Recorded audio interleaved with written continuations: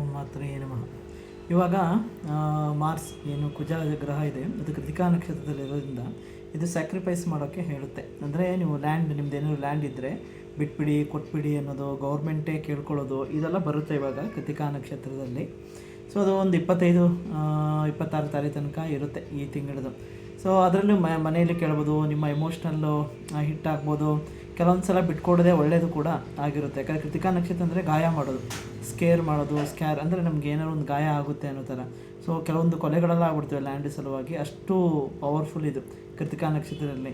So ಬರೋನು ಕತ್ತಿ ಹಿಡ್ಕೊಂಡೇ ಬರ್ತಾನೆ, ಬಂದು ಕಟ್ಕೊಂಡೇ ಬರ್ತಾನೆ, ಆ ಥರ ಅದ್ರದ್ದು ಅಷ್ಟು ಪವರ್ಫುಲ್ ಇರುತ್ತೆ.